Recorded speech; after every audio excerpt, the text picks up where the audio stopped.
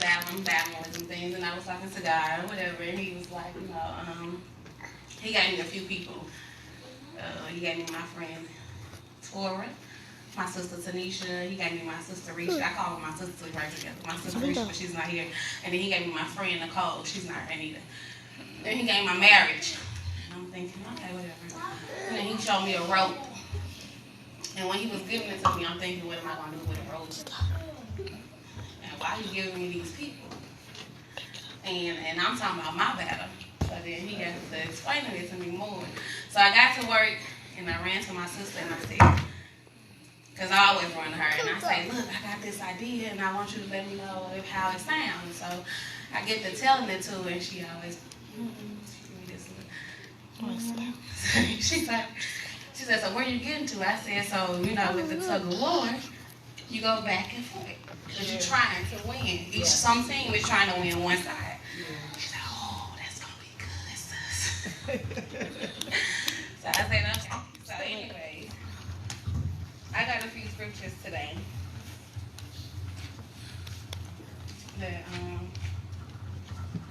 The first one is Galatians 5:17. And I got a few vocabs as well too. So, for the flesh, lust against the spirit, and the spirit against the flesh. And these are contrary, the one to another. One to another. So that ye cannot do the things that ye would. So,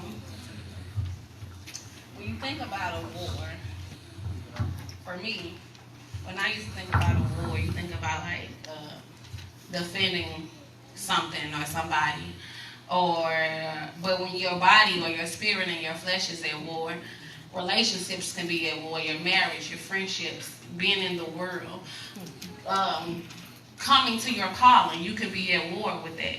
Because in order to fully walk in the spirit and what the Lord wants you to do, you got to be fully with your spirit. So therefore, when you're trying to fully be with your spirit, you become in a war. You become battling. You're going back and forth because you know that you're not supposed to be doing something because you got this all on you and you know what God is calling you to. You know what he can do for you.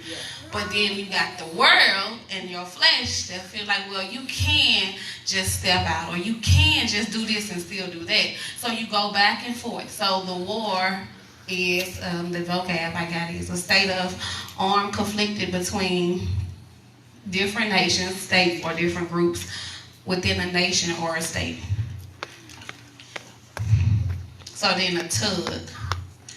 So, like my kids always pulling on me, and it irritates me. I'm not being funny, it gets under my nerves. So you gotta imagine when you're tugging or pulling on moving forward within where you're trying to go. So you gotta just imagine how upset that is to God. So then I got this other scripture, Revelation 3:16. So then, because thou art lukewarm, and neither cold nor hot, I will spew thee out of my mouth. So how do we want to feel to God? We can't keep tugging back and forth because we become lukewarm. It's only so long before he spit us out until we become what he actually wants us to be. So you're either going to be cold or you're either going to be hot. You're either going to be on the winter side or you're either going to be over there. You're either going to be with your spirit or you're going to be with your flesh. So I have the definition for tug is pull, hard or suddenly.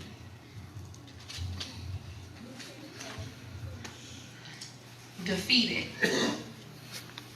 having been beaten in a battle or other contest. The tug of war, a contest in which two teams pull at opposite ends of a rope until one drags the other over a central line. So that's my line. And I'm going to do some demonstrations. And then give some more scriptures. Okay, so I need somebody to come up around.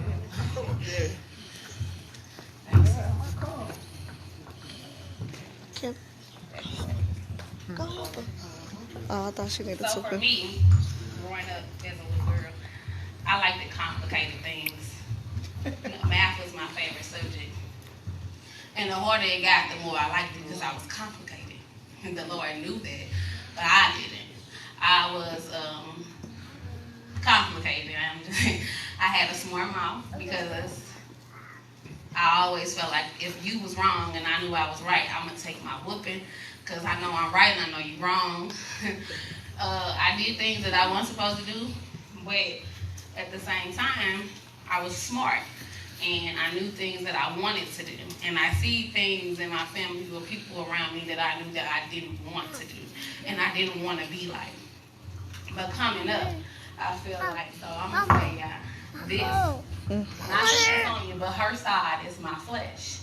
And my side is my spirit. And at a point in time, I was all the way over here. Right. You know? And I would go to church and I would pray to God, but I didn't understand where I was going, you know? And I still would run the streets. Now, I wasn't really a clubber because I didn't like to club. And then my granny passed away. And at that point in time, I was really upset with God, which I didn't understand what I understood now. But then I started clubbing. And I started running the street. I used to run the street like in the neighborhood, but not really like out and about. But then I started clubbing, and then I started feeling like this is not what I'm supposed to be doing. You know, I had a roommate. We would club and go out and have fun, and I would love with Yo Gotti, and I'm going to the Gotti concert. You know, just having fun, but I didn't never go. For some reason, the Lord never let me make it to a Gotti concert. Or Nicki Minaj concert. Y'all probably know who they were, but they artists, okay? They were my age range. We liked them. So I would never make it, but I will go out. And then I started to come here. One day we came here. My sister was taking us to church, and Tora wanted to come here. And I used to go to this church right down the street. And I went there. So then the following time I came here with her. And I remember coming in here, and I fell in love with Miss Dolly. I fell in love with Miss Dolly and Man Man. Man Man ain't here yet. And I'm like, oh my Lord, Man Man was so handsome. And Miss Dolly had these pretty eyes, and she would always come and hug you, and she was just so welcoming.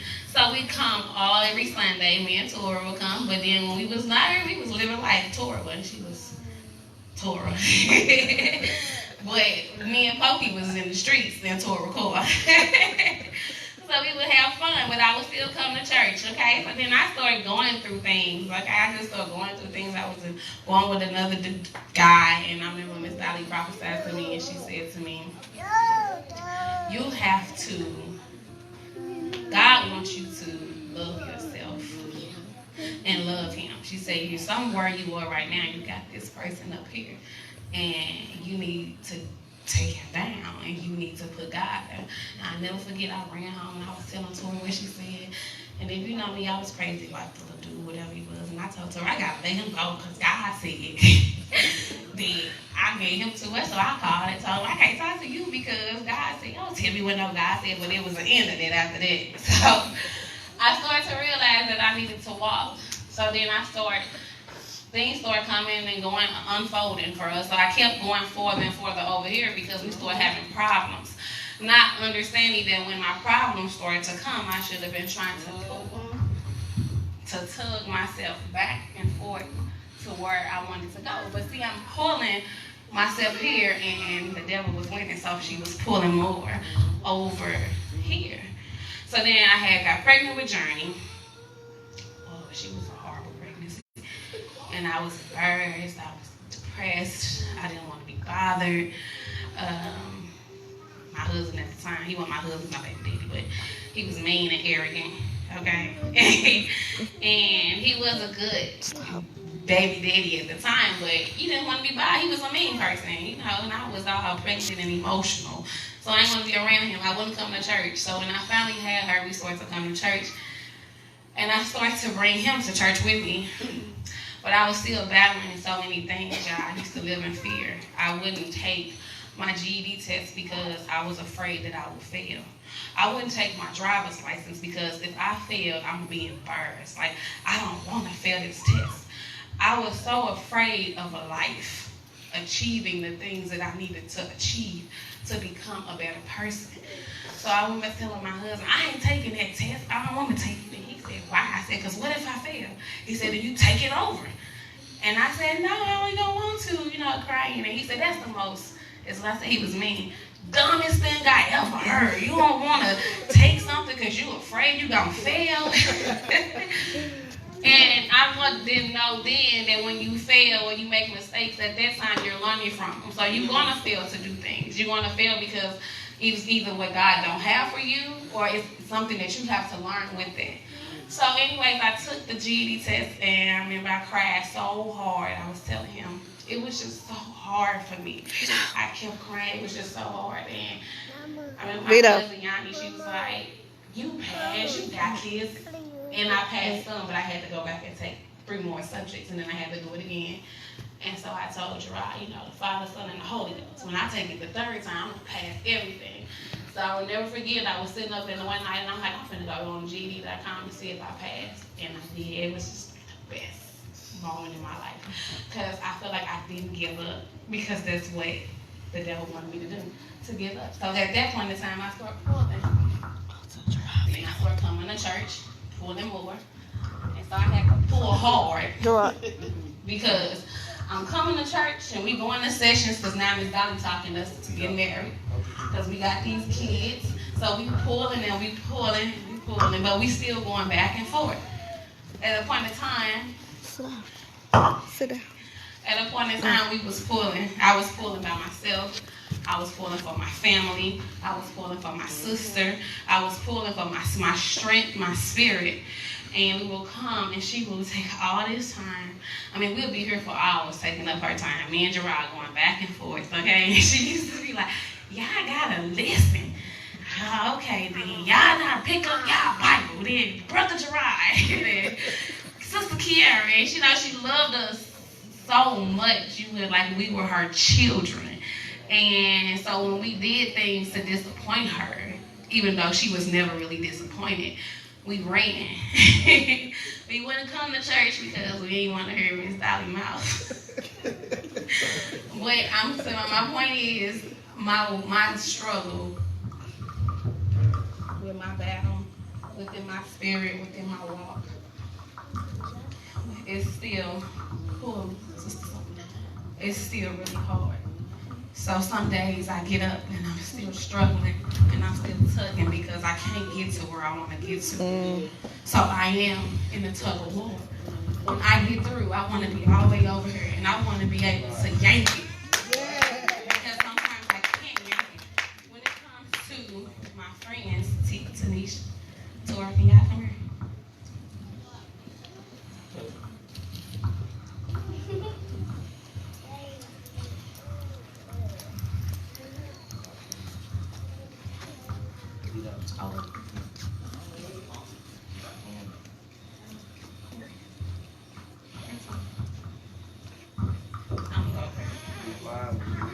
Sometimes I feel them like that.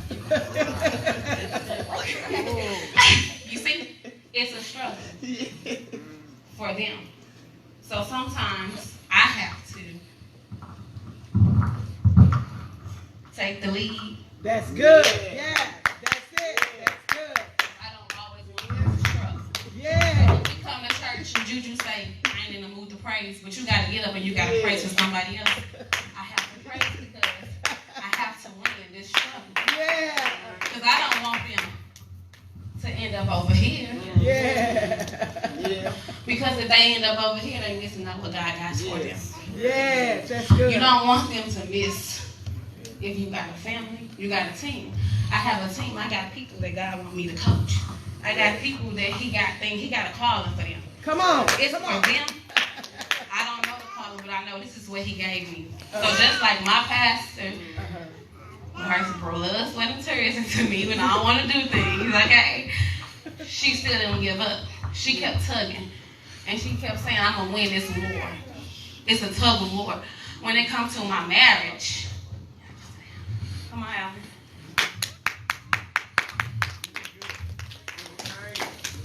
Demonstrate. That's it. That's good.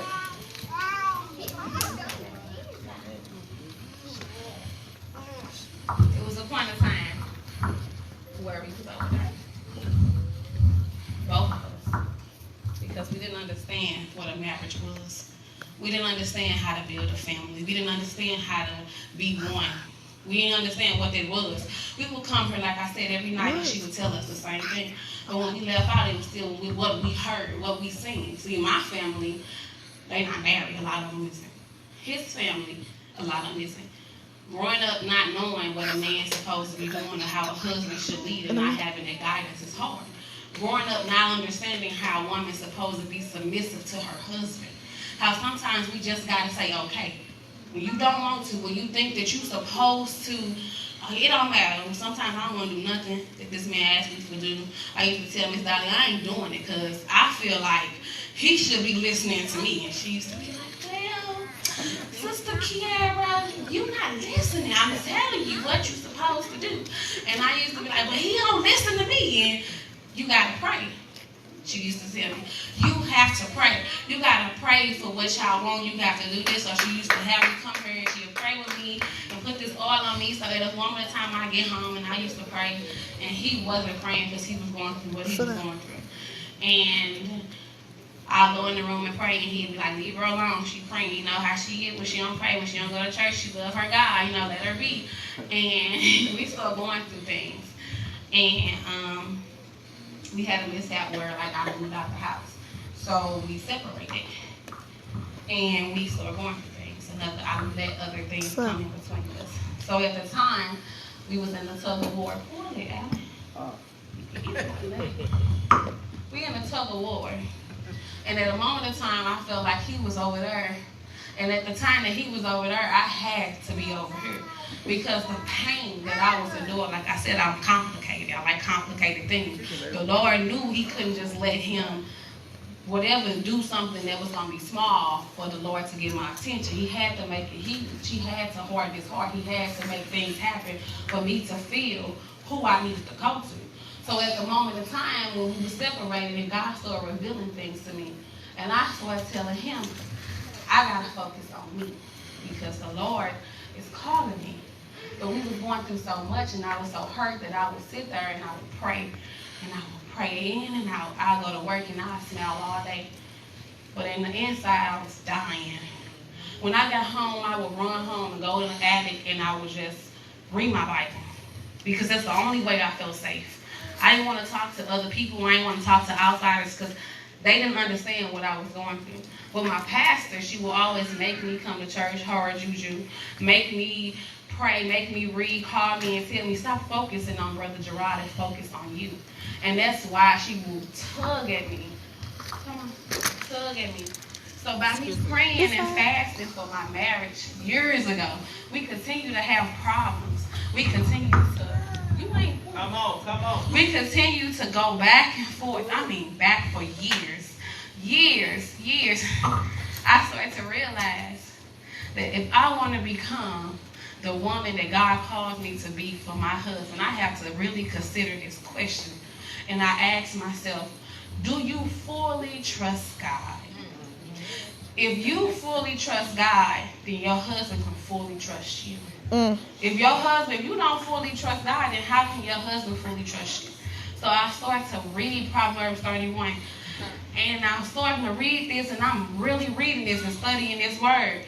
And when I say that the Lord started having me get up at 3 o'clock in the morning to make Alan lunch, he want me to get up and read Bibles. And I'm like, God, why am I making this man lunch and he get on my nerves? And he said, you're not doing this for him. You're doing this for you. So now that we was in our tug of war for all these years, we're finally winning. So I can finally pull him over here and he understands where it is. So now even with all my kids, Yes. all the families, even the stepkids, today's my stepson's birthday, y'all. But all the kids, we are able to be on one side. And I know when my kids get older, I still have to tug with them. Because everybody's going to go through a tug of war.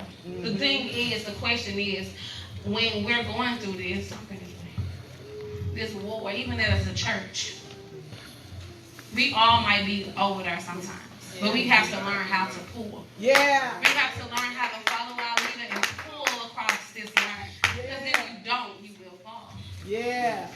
I'm finished. I just wanted to say, we have to think about victories. David had once a war, but he had millions of victories. Everything we battle in life is a victory if we overcome it. My marriage, my hurt, my pain, my growth, my disobedience, everything that I'm doing was a battle. Sometimes I feel like I'm David and I always be able to defeat it. It'll be hard that he's sending these different soldiers for me when I'm going through what I'm going through. Because you have to have the war, your army, you got to have it all.